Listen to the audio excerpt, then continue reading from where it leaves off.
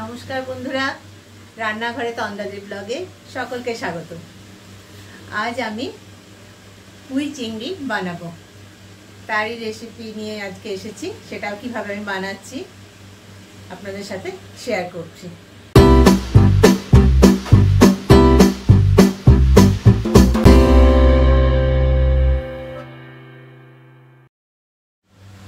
আমি পুঁই চিংড়ি বানানোর জন্য নিয়ে নিয়েছি কিছু চিংড়ি মাছ, আর নিয়েছি এক বাটি মতন পুঁই পাতা। তার সঙ্গে দিচ্ছি আমি একটু ঝিঙে, বেগুন, মূলো, কুমড়ো, আলু, আর থাকছে আমার পেঁয়াজ কুচি। কড়াই আমি তেল গরম করতে দিয়ে দিয়েছি। এবারে আমি তাতে দিয়ে দেবো একটু ফোড়ন।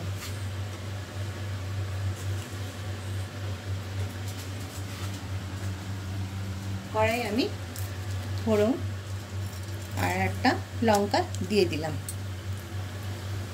তেল তো আমার গরম হয়ে এসছে, এটাতে এবারে আমি আলুগুলো ভেজে নেব।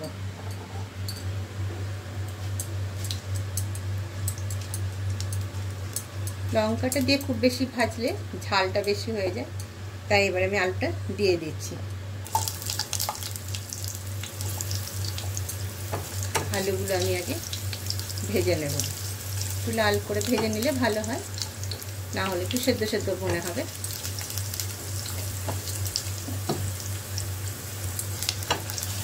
আলুগুলো আমার লাল করে ভাজা হয়ে গেছে। এবারে আমি একে একে বাকিগুলো দিয়ে দেব। দিয়ে দিচ্ছি আমি মূলো, আর দিচ্ছি কুমড়ো, ঝিঙে, বেগুন। এগুলো আমি একটু নেড়ে দেব। এগুলো মোটামুটি একটু নেড়ে ছেড়ে তারপর নুন হলুদ দিয়ে একটু চাপা দেবো, একটু ভাপতে দিয়ে দেবো। দিয়ে দিচ্ছি আমি এতে মানে নুন পরিমাণ মতন, আর দিচ্ছি আমি হলুদ। নুন হলুদ দিয়ে আমি এটাকে নেড়ে চেড়ে কিছুক্ষণ মিনিট 5-এর মতন ভাপতে দিয়ে দেবো। আগে একটু ভালো করে একটু নুন হলুদ একটু ভেজে নিই।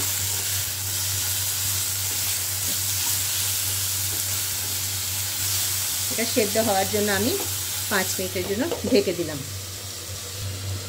আমি নুন হলুদ দিয়ে 5 মিনিট রেখে দিয়েছিলাম একটু নরম হয়ে যাওয়ার জন্য।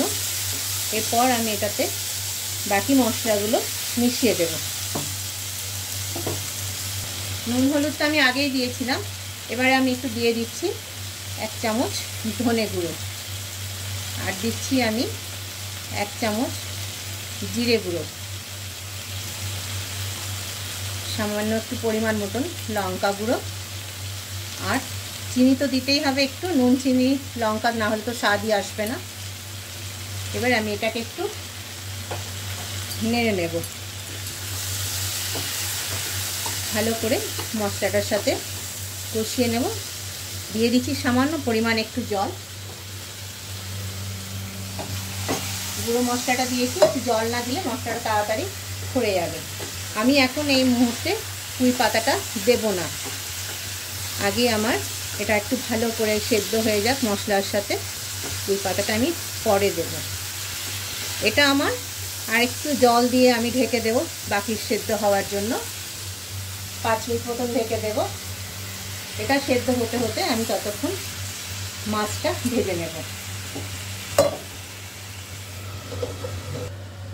আমার এদিকে ঢাকা দিয়ে এটা সেদ্ধ হতে দিয়ে দিয়েছি। এবারে আমি মাছগুলোকে ভেজে রেডি করে নেব। আর একটা ফ্রাই প্যানে আমি তেল দিয়েছি। তেলটা গরম হয়ে গেল, গরম হয়ে গেলে মাছটা ভেজে নেব।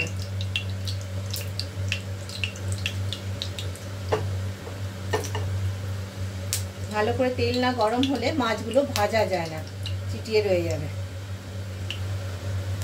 তেল গরম হয়ে গেছে, মাছ আমি দিয়ে দিচ্ছি।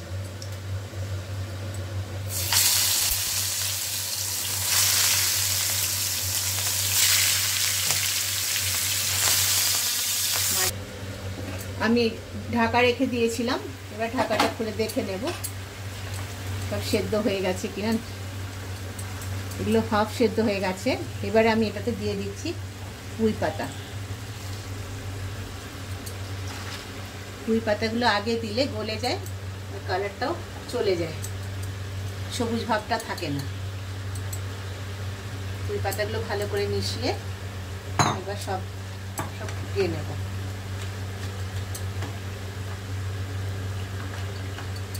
একটু চাপা দিয়ে দিই, তাহলে নরম হয়ে যাবে।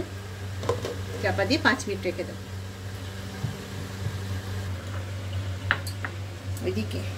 ওদিকে তরকারি আমি নেড়ে চেড়ে সেদ্ধ করতে দিয়ে এদিকে মাছটা ভাজতে নিয়েছি। মাছটা আমার কিছু ভাজা হয়েই এসছে, আধ ভাজা হয়েছে। এবার আমি এটাতে দিয়ে দেবো পেঁয়াজ কুচি। পেঁয়াজ কুচি আর মাছ একসাথে ভেজে নেব।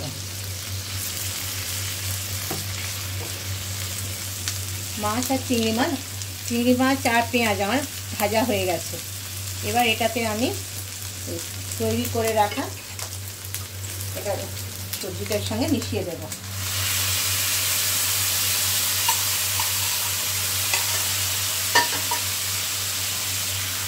এটাকে ভালো করে 5 মিনিট মতন চিংড়ি মাছের সাথে ফুটতে দিয়ে দেবো, যাতে চিংড়ি মাছের সব গন্ধ স্বাদ যেন এর মধ্যে ঢুকে যায়।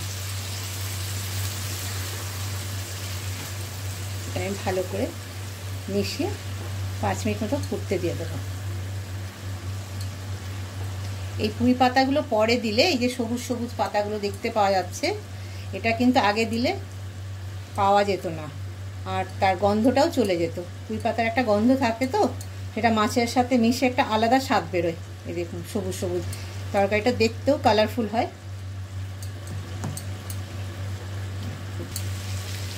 আমার পুঁই চিংড়ি সম্পূর্ণভাবে একেবারে মিশে গেছে। দেখুন পুঁই পাতা, চিংড়ি মাছ, আর চিংড়ি মাছের একটা খুব সুন্দর গন্ধ তো আছেই। যখন ফুটে যায় তখন সেটা আলাদা একটা গন্ধ বেরোয়। তার সঙ্গে আজকে আবার পুঁই পাতা পড়েছে। পুঁই পাতা এমনি শুধু তো খাওয়া যায় না, ওটার সঙ্গে বিভিন্ন রকম রেসিপি তৈরি করেই খেতে হয়। চিংড়ি মাছের সঙ্গে পুঁই পাতাটা একটা আলাদা ধরনের স্বাদ আসে, মিষ্টি মিষ্টি একটা গন্ধ হয়। আর চিংড়ি মাছ তো নিজেই একটা সুস্বাদু জিনিস। আমার পুঁই চিংড়ি তৈরি। এবারে আমি এটাতে প্লেটিংয়ে চলে আসব। আমি প্লেটিং করে নিয়েছি। এত সুন্দর গন্ধ বেরিয়েছে যে মানে কি বলবো আপনাদের। দেখতে তো সুন্দর হয়েছে, টেস্ট তো আমি বুঝতেই পারছি দেখে দারুণ হবে। আমার পুঁই চিংড়ি তৈরি। যারা আমার এই রেসিপিটা ফেসবুকে দেখবেন তারা ফলো করবেন, আর যারা ইউটিউবে দেখবেন তারা সাবস্ক্রাইব করবেন, লাইক করবেন, শেয়ার করবেন। Thank you.